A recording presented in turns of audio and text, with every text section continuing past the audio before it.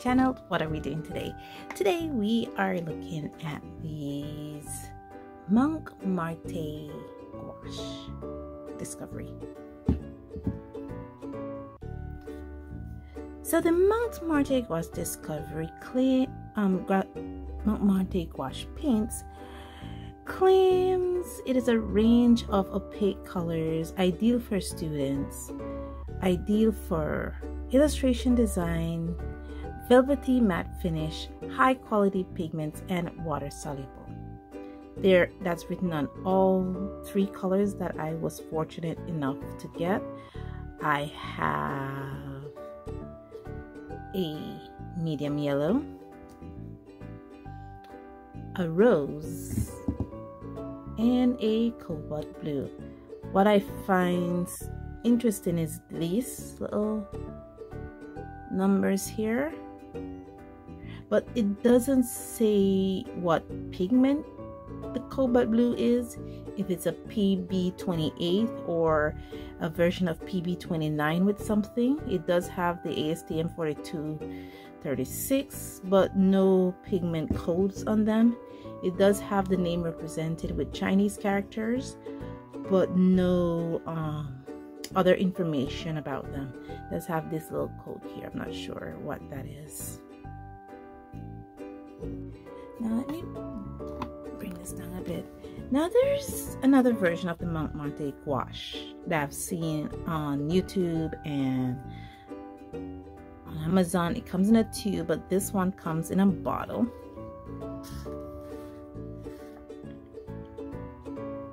Like that. I took some out to harden, and we're going to talk about this.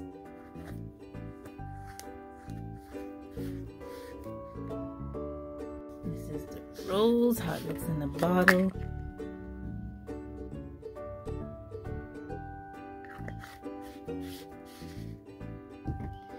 And the cobalt blue.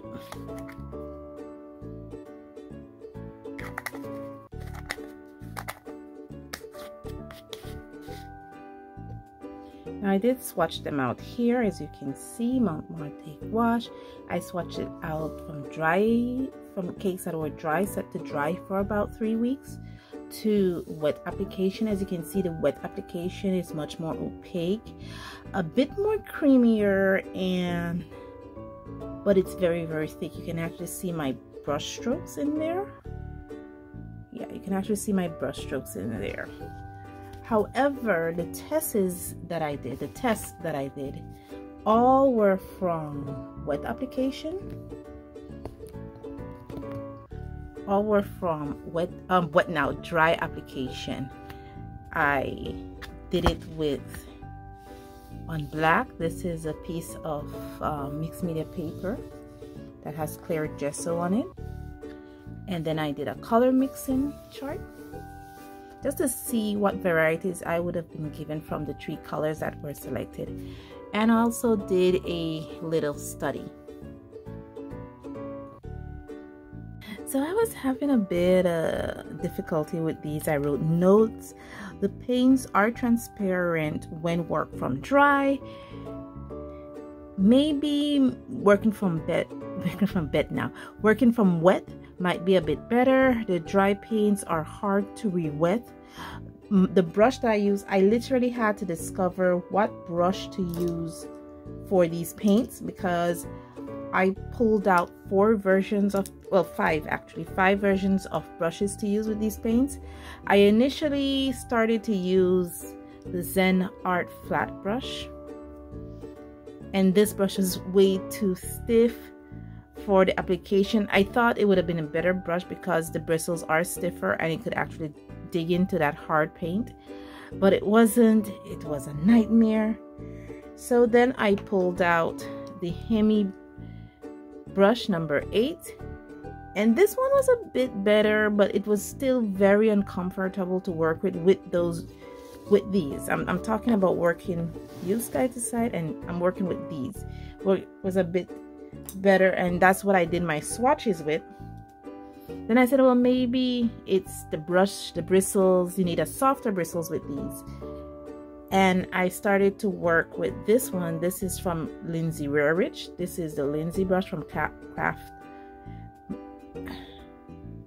Ammo, and it's a much softer Taklon brush, but it was too soft for these. And then I did the Art Secret 999 quill brush, and this brush was too soft for this. So it was a struggle discovering what brush have the best amount of stiffness to softness to work with these dry applications, because it was a journey for me. And finally I pulled out the Milan 311, these brushes here, and that's how I was able to work with them. However, some of the things that I noticed here was needed to layer multiple times because these colors are way too transparent. It worked patchy. The underneath layer lifts when I try to put more layers on top, so I need to be careful of that. It is not chalky, so there's no transfer of paint onto the other side when left to dry thoroughly. This is from me putting my hand while working, and the paint wasn't fully dry. So I wanted to see what the paints look like when working with other paints, because maybe it is just an application and I am not treating these paints fairly. So I did the same study with the Arctic Squash, Artist Loft, Stylex, and Caran d'Ache, just to kind of judge, to know if it maybe I am misconstruing these paints wrong.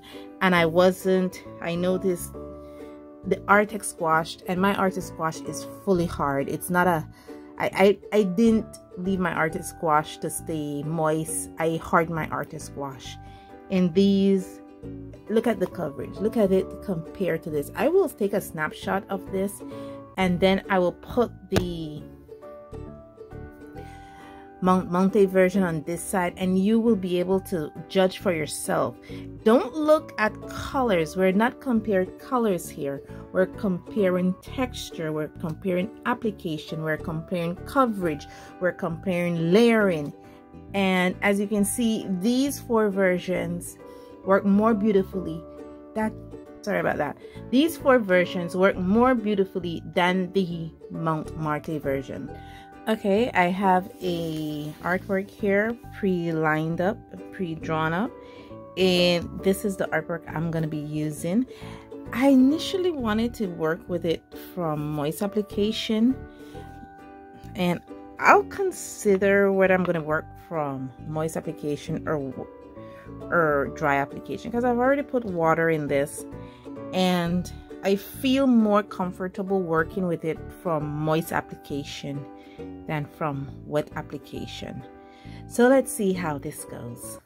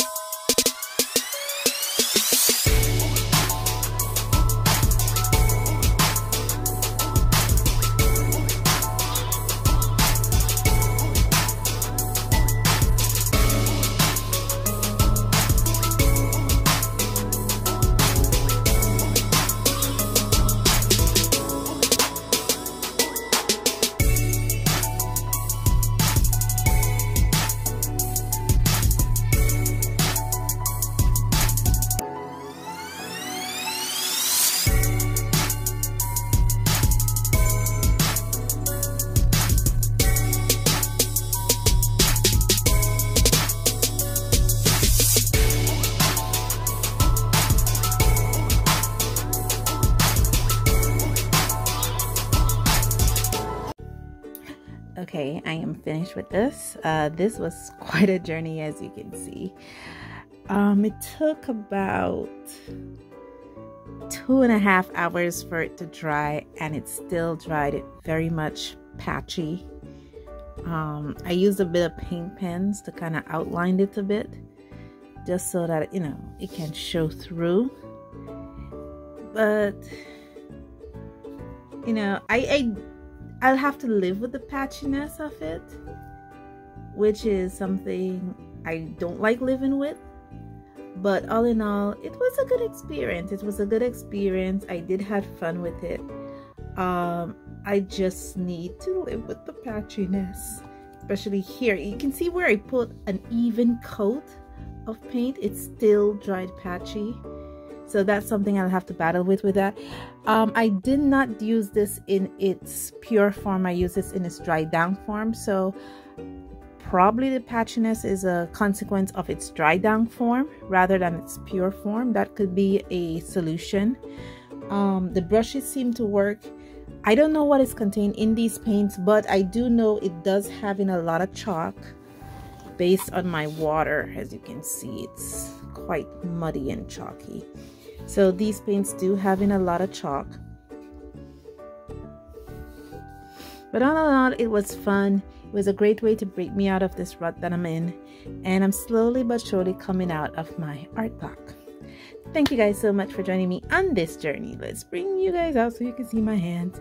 Thank you guys for joining me in this journey, and as always, stay safe, stay blessed, and I'll see you in the next one. Bye.